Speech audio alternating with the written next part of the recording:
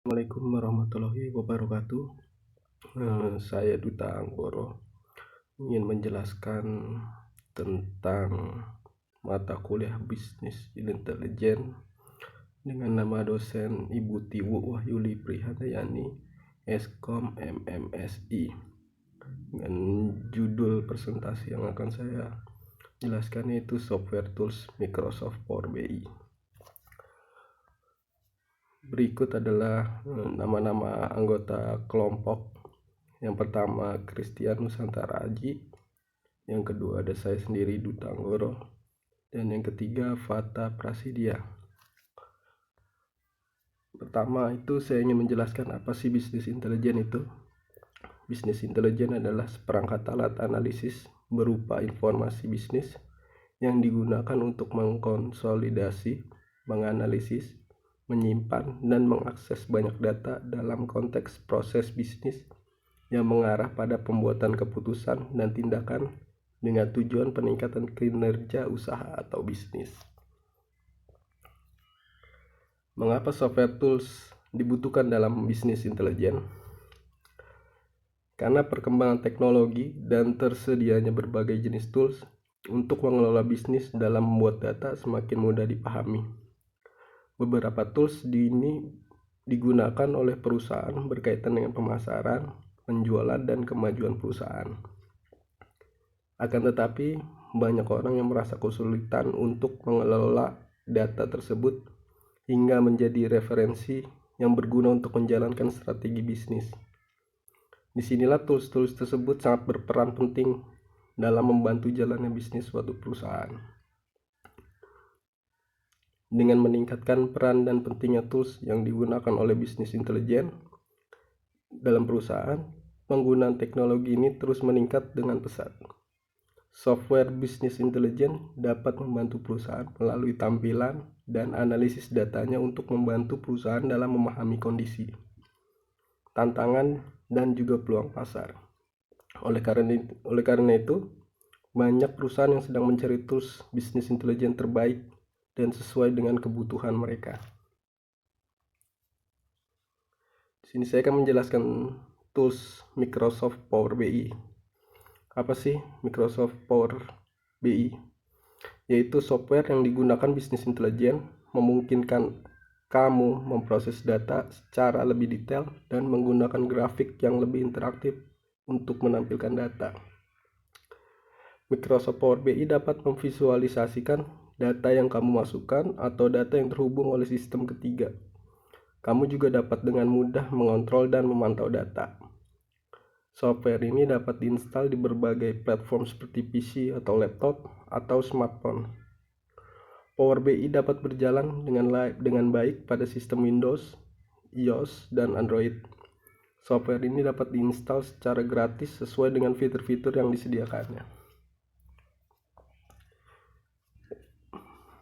Berikut tinjauan singkat dari Power BI Desktop. Sebelum kita mendalami pembuatan laporan, mari kita ulas Power BI Desktop. Ini adalah alat yang ampuh dengan banyak fitur.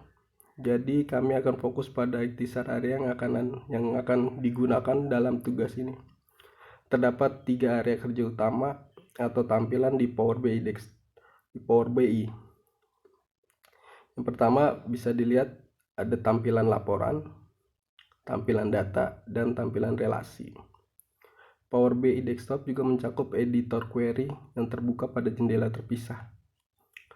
Layar berikut menampilkan ikon 3 tampilan di sepanjang sisi kiri Power BI Desktop. Pertama laporan, data, dan relasi dari atas ke bawah. Bilah kuning di bagian kiri menunjukkan tampilan saat ini. Dalam kasus ini, tampilan laporan ditampilkan. Ubah tampilan dengan memilih salah satu dari ketiga ikon tersebut. Berikut penjelasan yang kedua. Tampilan laporan memiliki area utama. Yang pertama, yang angka 1, yaitu pita, yang menampilkan tugas umum yang terkait dengan laporan dan visualisasi. Tampilan yang kedua yaitu tampilan laporan atau kanvas di mana visualisasi dibuat dan diatur. Dengan yang nomor ketiga itu yaitu area tab halaman di sepanjang bagian bawah yang memungkinkan Anda memilih atau menambahkan halaman laporan. Yang keempat itu panel visualisasi, di mana Anda mengubah visualisasi, menyesuaikan warna atau sumbu, menerapkan filter, menyeret bidang, dan lainnya. Dengan yang nomor 5 yaitu panel bidang, di mana elemen query dan filter dapat diseret ke tampilan laporan atau diseret ke area filter dari panel visualisasi. Ini tampilan yang ketiga, tampilan data yang memiliki 3 area utama. Yang nomor 1 itu pita yang memiliki tab pemodelan dipilih di bawah ini. Pada tab ini Anda membuat tabel dan kolom yang dihitung dan membuat perubahan lain pada model data. Nomor yang kedua itu yaitu panel pusat yang menampilkan data untuk tabel yang terpilih. Nomor yang ketiga itu panel bidang dengan cara mengontrol bidang yang akan ditampilkan di laporan. Di tampilan yang keempat yaitu editor query. Anda membuat query dan mengubah data, lalu membuat model data yang disempurnakan ke Power BI desktop. Editor query ini memiliki 4 area utama.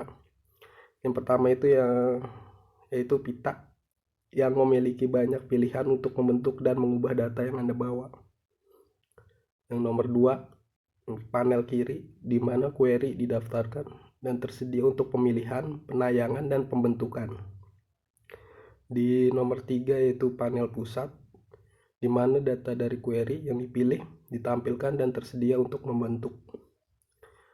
Di nomor yang keempat yaitu jendela pengaturan query, yang berisi daftar properti query dan langkah transformasi data yang telah diterapkan. Kesimpulan dan saran. Pertama, tampilan data user interface. Data yang kompleks cenderung menyulitkan pengguna dalam menganalisis dan membacanya.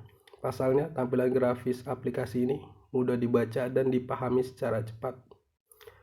Yang kedua, memudahkan pengontrolan data real-time dalam satu layar, yaitu Microsoft Power BI memungkinkan pengguna melihat beberapa data dalam satu layar komputer.